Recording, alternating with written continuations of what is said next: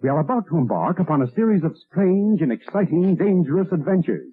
Adventures that will lead us to all parts of the world. Hello and welcome to another Bad Comic Review. This time we are looking at issue 2 of Duke, the 5-part miniseries from Image Comics in 2023. Written by Joshua Williamson, art by Tom Reilly, colors by Jordie Bellaire, letters by Rus Wooton. I think I have cover A by Tom Reilly. Cover's actually pretty good. It does relate to what's going on in the book, because Duke is on the run. After the events of last issue, he knows he is being followed and hunted down, and that leads him to find an old friend that he can trust, and that is Clutch. Clutch is with a lady friend, but he quickly gets rid of her so that he can assist Duke, and that's when trouble shows up. Somebody starts shooting heavy artillery at them, which is incredibly dangerous to indiscriminately fire into a junkyard. So there's lots of shrapnel and ricochet potential here, but we have to suspend reality a little bit for this to be not completely murderous. So after a lot of running around, we realize that Clutch and Duke are being hunted by Rock and Roll and Stalker. Clutch gets knocked unconscious in a car accident, and Stalker and Rock and Roll beat the crap out of Duke before taking them to a decommissioned facility called the Pit. Old school G.I. Joe fans will get that reference. And they are locked away with another prisoner of some importance that we have seen before in different context. Overall, the story was pretty good. There's a lot of action, even though it is largely unrealistic. The chances of these guys being able to control their fire with heavy weapons like that without killing both of these guys is pretty unlikely. Clutch almost gets killed in a car accident, and honestly, he's a civilian at this point. So you've got two military guys acting on American soil after a civilian, and I'm not sure Duke's actual status on here. And there was a third civilian that isn't really said what happened to her.